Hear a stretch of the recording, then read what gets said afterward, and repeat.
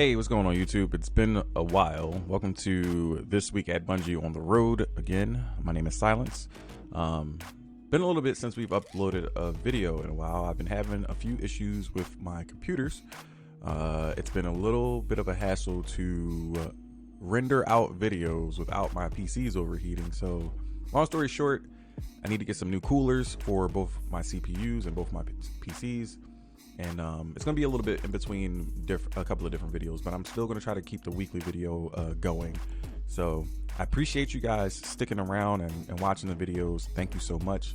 I do have another review video I want to try to put out as soon as possible. I have a slew of guns. We've played Vault of Glass this week, which was the new raid released last weekend for the world's first race. And I gotta say, it was pretty good. So without further ado, let's hop right into So as you all may know, Vault of Glass was released on Saturday, May 22nd, and world's first has been achieved by the clan Elysium.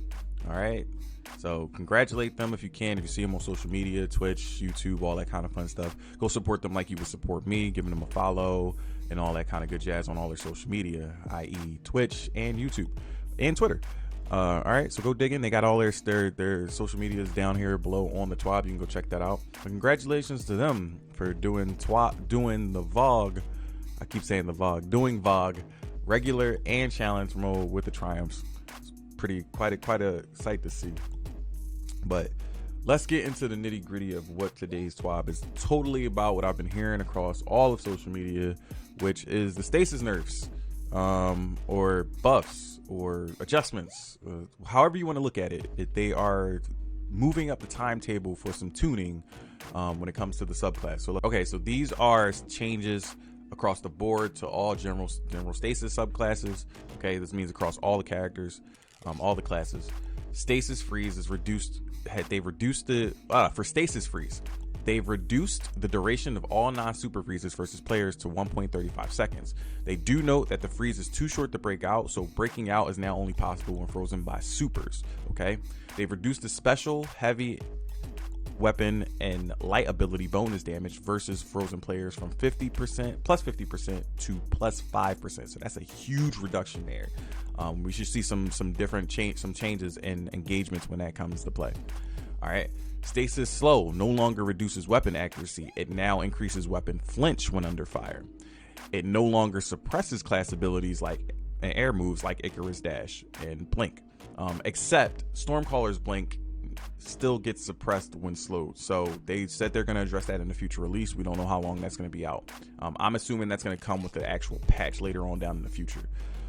They've reduced the movement speed as well, and it's now down to negative 20% when you get slowed. Okay, with the fragments, this goes across the board for all stasis subclasses. When you activate the fragments with them, weapon Whisper of Hedron's fragment no longer increases weapon damage after freezing. It now increases weapon stability, weapon aim assist, mobility, resilience, and recovery after freezing. I'm curious here because Whisper of Hedron's was all. I also use this in PvE since it does the weapon damage, and I'm curious if this is only isolated to PvP. I would hope it would only be isolated to PvP. That would be kind of cool. If not, this is gonna suck because now when out in PvE, I can't just shatter everything. But I digress. We'll see how it looks when we get our hands on it next Thursday. Whisper of Rhyme fragment no longer provides an overshield while in super, so you now don't have that extra layer of protection when you're going out and popping your super out in the middle of nowhere. All right, cold snap grenades no longer track targets after initial target acquisition.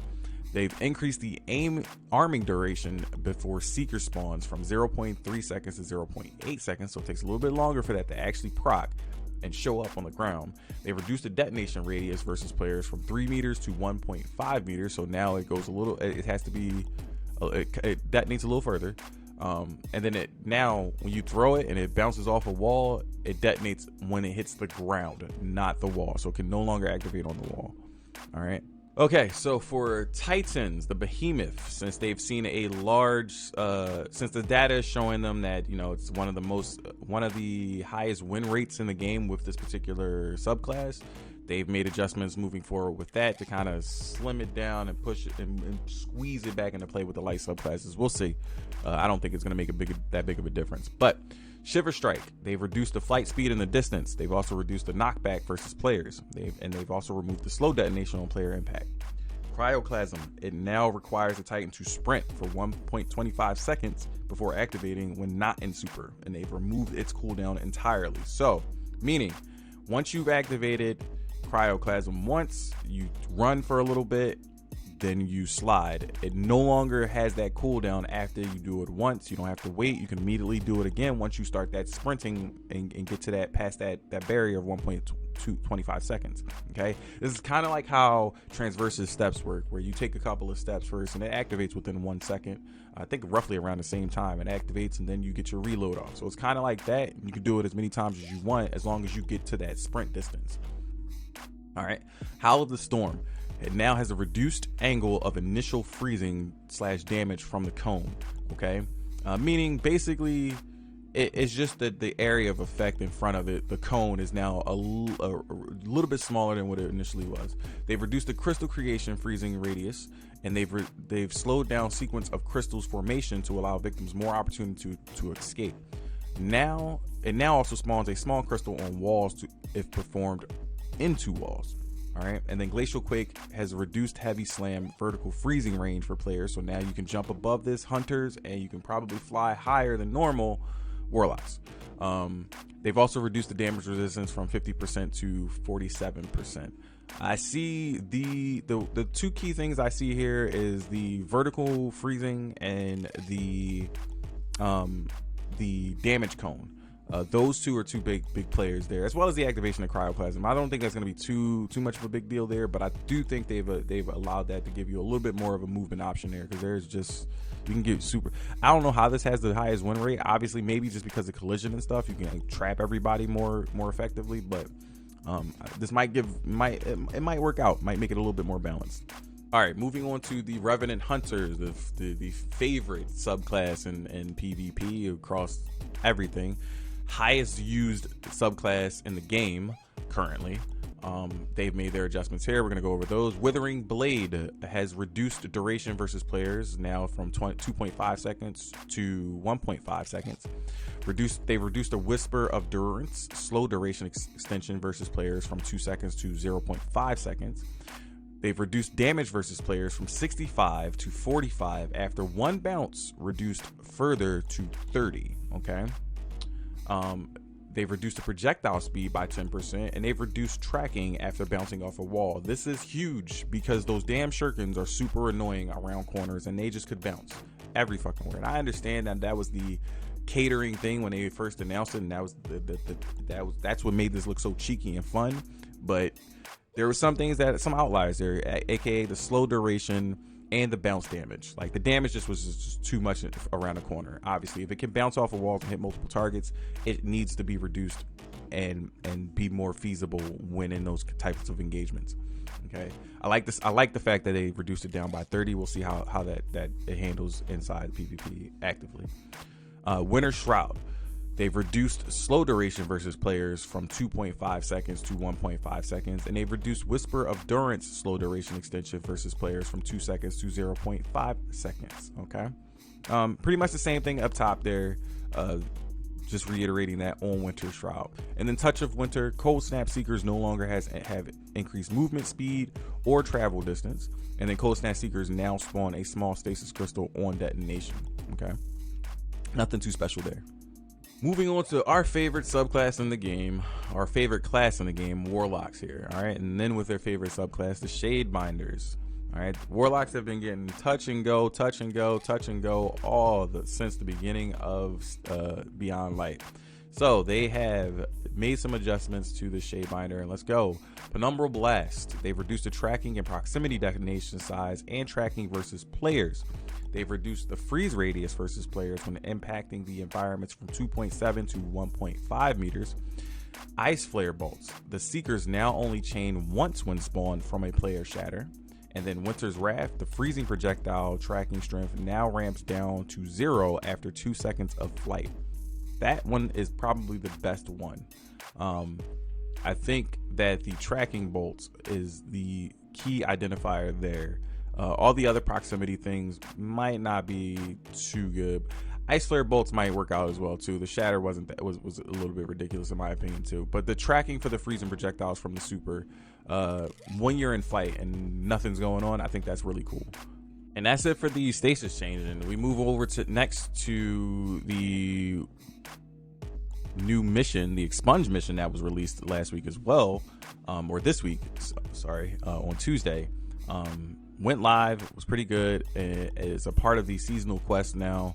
They're gonna have 4 more to go on, or they say they have 4 coming up within the rest of the season. And after that, for the first 4 weeks of the new Expunge mission, players should expect to earn a piece of high stat seasonal armor in addition to some decrypted data on their first time through each mission. Once players have earned their high stat armor set by completing the first 4 missions, remaining weekly Expunge missions will, upon first completion, will reward a seasonal weapon with an additional perk choice in the final column instead of an armor piece. Okay. Starting on June 15th, a new Pinnacle activity challenge will roll out connected to the Expunge missions, providing an additional Pinnacle reward source each week for the remainder of the season. This coincides with an additional layer of replayability being introduced to Expunge missions, along with unveiling the final 3 Spicer Gauntlet upgrades, which will provide additional rewards and a source of high stat double perk seasonal gear from Expunged each week for as long as the activity is available to players. All right, so this part right here, this thing right here is what I've been kind of fishing for, because I was curious as I was looking at the seasonal weapons and doing my reviews and things, looking at the engrams for the focus engrams, and I noticed that we did not have any options to select double perk weapons of our own choosing, right? We have to now fend for these out in the wild during these activities that they're implementing. I'm trying to wrap my head around why Bungie seems to want to go in and out with this process of us earning these particular weapons. Like one season we have access to double perk weapons in an easy fashion, then the next season we have to do this convoluted activity and path of this gameplay loop that makes it even harder to gain something that we've had access to easily from the start. Why change it now? Why make it more difficult now? You've added so many other choices of what, like other opportunities in the game to get weapons and armor and things of that nature. The armor, I'm not too upset about. That's normal. They keep adding activities to give us the armor that are high stat rolls, and they're implementing more things to give us high stat roll armor that's more beneficial.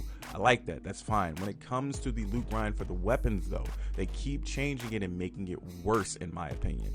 Like, we don't need to have the seasonal things, the weapons attached to an activity to give us double perks. It makes the incentive worse, and it makes it harder for some players to get into these activities. I myself don't typically have an issue getting in and getting these activities done, but there are a slew of players that just have a bunch of issues when it comes to LFGs, and we need to change this mindset. I've been having these conversations for about a week, 2 to 3 weeks now, actually constantly over the course of my Destiny career, and it's the same. We got to change this entire mindset of the entire community, man. This makes it worse. Okay, so June 3rd, hotfix 3.2.0.3 will be live on June 3rd, Thursday. Again, my daughter's birthday. I'm super happy about that. I probably will not be around, but they got a few things that they're going to put up in the maintenance window. Obviously, the usual times, 9 a.m. 10 to 11. Keep your eyes out for all that stuff. Just make sure you stay peeled. A few of the issues they're pointing out right now, some sampling of what's going to be addressed, is that the empty tank loss sector will be corrected, where the leg exotics were not dropping as advertised. The contour gauntlets will no longer obstruct the player's view. That's pretty much cosmetic. The Archon's Thunder machine gun and Reese Walker shotgun can now be equipped from Lord Saladin, and the Iron Engrams bounties or post-match Iron Banner rewards. Full list of patch notes will be made available on that day, so obviously Thursday before the TWAB, maybe early that morning, and that will be it. They do also note that there were some things in the last hotfix that I have not talked about yet, which I will make a separate video for, that they missed, and I will include these into that video as well too. But right now in here, the following notes were missed in the original published hotfix for 3.2.0.2, where they removed the cost to Glimmer Claws to apply shaders, so it no longer costs us anything to apply shaders to anything. They removed that. They fixed an issue where players were able to use weren't able to use the join code. This was horrible for LFG. I'm not sure if they fixed the fire team chat. That was broken for quite some time, and no one really noticed it. People weren't really complaining about it. They would just say, I can't see your messages. So if you ever wonder why you got into an LFG and no one was answering you, that was the reason. All right. They fixed an issue where the Reverie Dawn armor wasn't taking shaders. They reduced the kill requirements to unlock Null Composure's Gambit ornament. And they've also fixed an issue where the Contender Plate Titan chest ornament would not show up under Universal Ornaments for those who purchased the Guardian Games bundle. Okay. Also dealing with Beagle errors. They've been consistently monitoring it in the bug reports and for PlayStation 5 players, and they are still investigating the reports till this day, and they will let us know when they have those issues addressed. Okay, so they do say that Destiny 2 installation to an external SSD and back to PlayStation 5 may temporarily alleviate this issue, but for now, keep a heads up on it. For other known issues, mostly everything else is pretty much all cosmetic stuff with the ornaments and the appearance customization screen. Nothing else that is really of good keynote here, but they will be here on the screen for you guys to look. If you want a full list of the patch notes, you know where to go check it out. All the links will be down in the description below.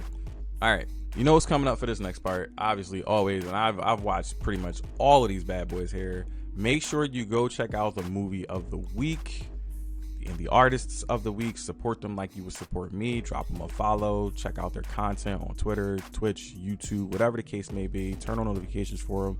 See if you like any of their stuff. There's a lot of talented people out there, and I know you guys are very, very, very supportive.